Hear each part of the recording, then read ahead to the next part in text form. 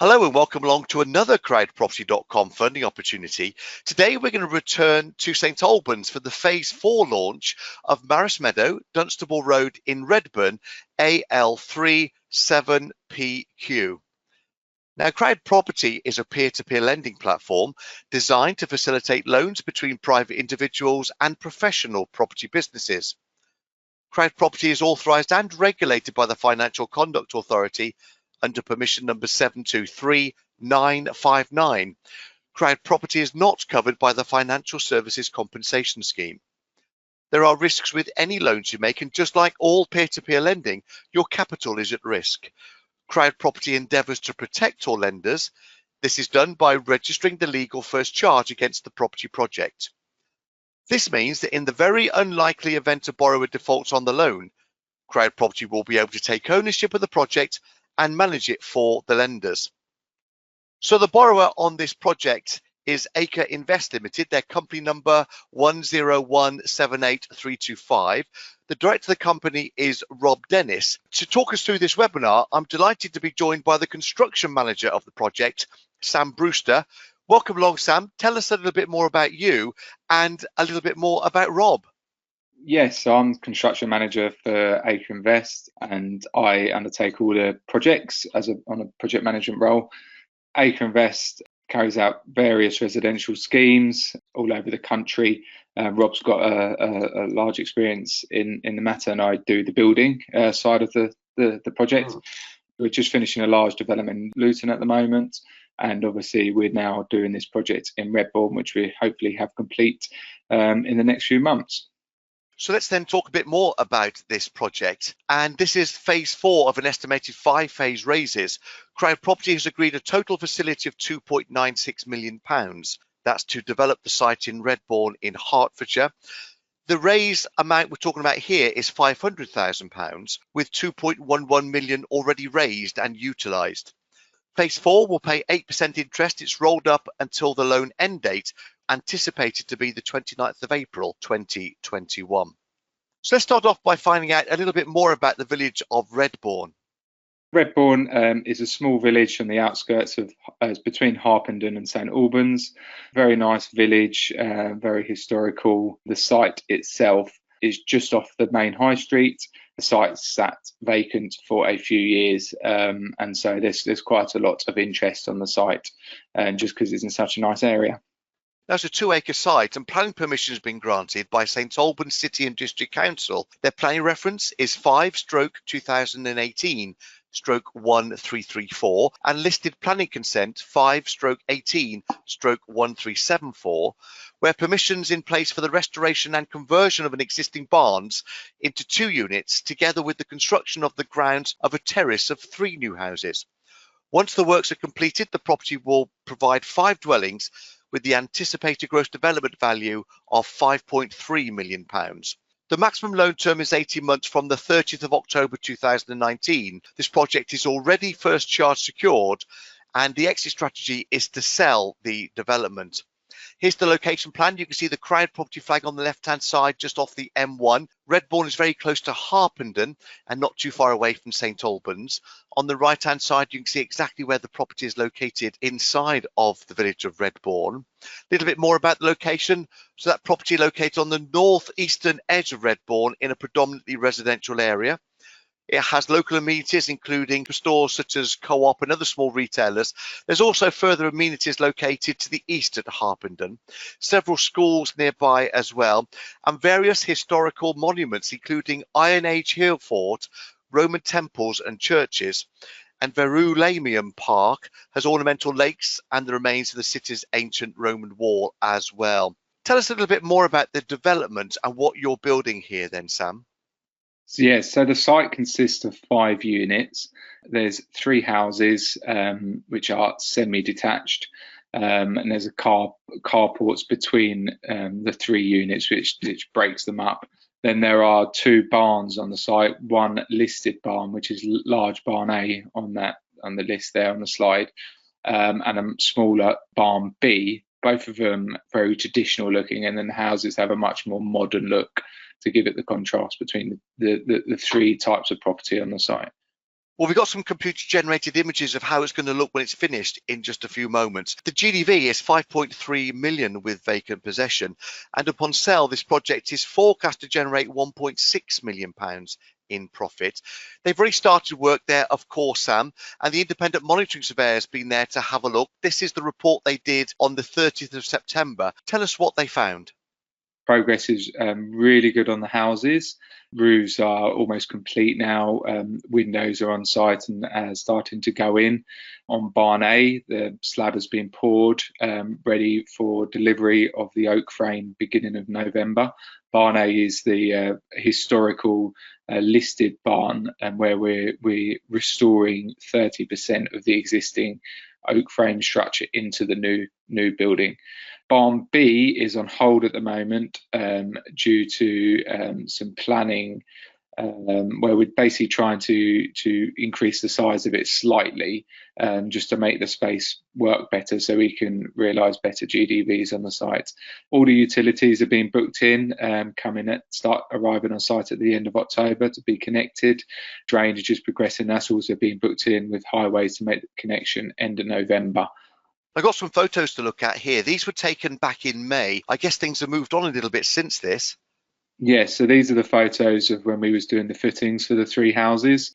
And then moving forward to where we are now, these are the updated photos taken towards the end of September, and it's progressing well.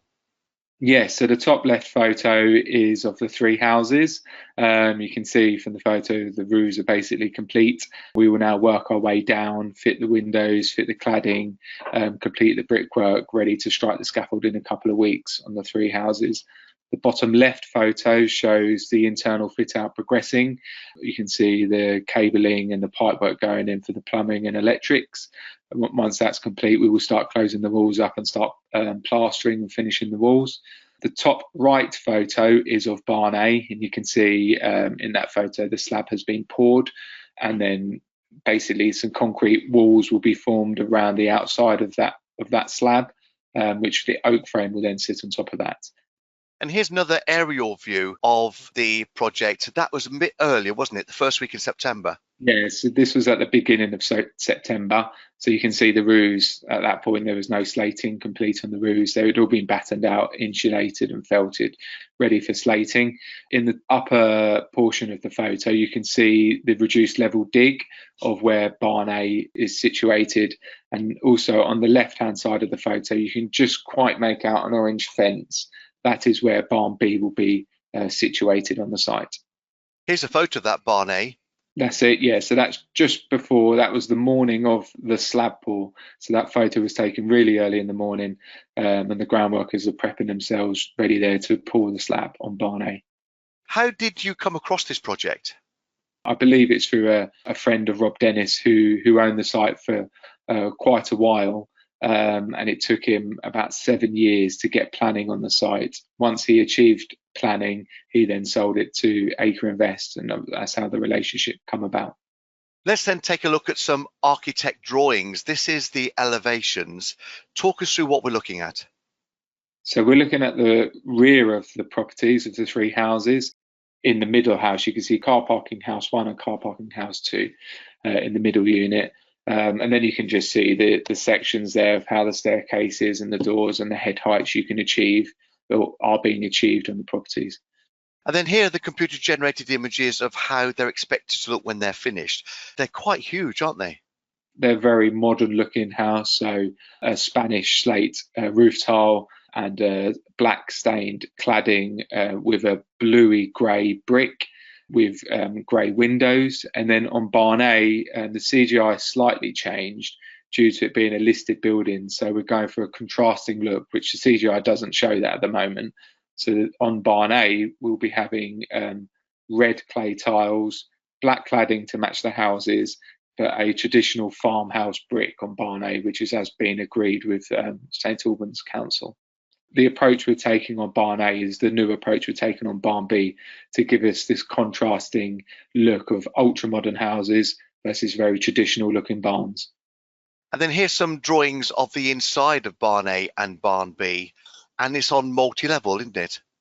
Yes, that's it. So on the left hand CGI, This is in Barn A in the living area. So you can see you step down into the living room. This is due to trying to realise additional head heights on the barn. Obviously, as we're using an existing oak frame structure, when it was built back in the 16th century, it wasn't supposed to be a house. So we don't increase the ridge height of the house. We've actually gone down into the ground so we can get the head heights in Barn A. So that's why you step down into it. And then on the right-hand CGI, this is of Barn B. Again, it's the same sort of approach where you step down into it. So we're not increasing the ridge heights of the barns. So the barns still have this very agricultural look.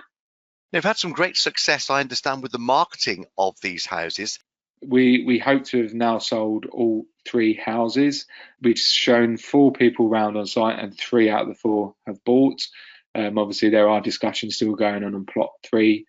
Barn A has been sold. I'm actually taking Barn A myself. And then Barn B, we haven't marketed it yet, purely because we cannot confirm the size of it to potential buyers. And so we're just taking it off the market till we 100% know what we're building, and then we'll go ahead and sell it.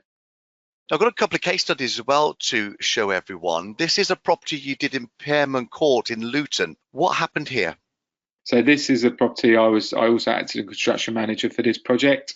Very large project, 88 apartments originally, and then we got planning for an additional floor on the building halfway through the build. So we increased it to 103 apartments. Nice finishes to try and bring the Luton area up, but still very, very cost-effective apartments we've built here. And then the second case study is still in Luton. This is Oakley House. What did you do on this one? So this one, we own the property. We're yet to start the build on it due to some issues with the existing tenant, where we're trying to move the existing tenant out. So we have achieved planning on it. Once the tenant has vacated the property, we'll knock it down and build 28 new apartments to sort of replicate our other development in Luton. So going back then to Meadow, and here's an overview of the project financials and the proposed loan. This is the 4th phase of a 5-phase raise totaling £2.96 million. The 4th phase raise is for £500,000. 1.21 million raised already, and this has been utilised towards the purchase of the site and the works to date. RICS have verified the market value prior to the start on site of £2 million. RICS also verified the GDV to be £5.3 million.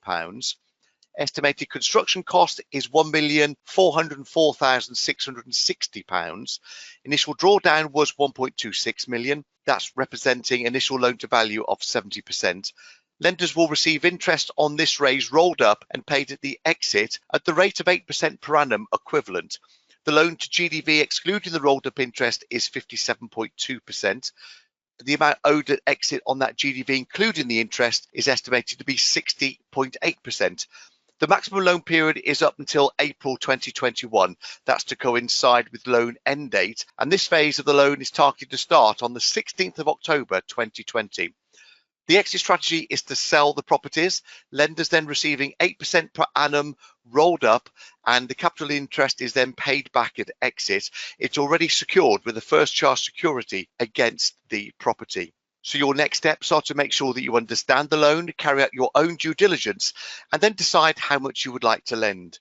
CrowdProperty.com is the place to be to pledge on launch. The necessary anti-money laundering checks will be carried out, and then you'll be invited to send your funds to your own online e-wallet, and you'll start earning interest on completion of the loan agreement. So this is phase 4 of 5, where we're looking to raise £500,000, please, paying 8% per annum interest.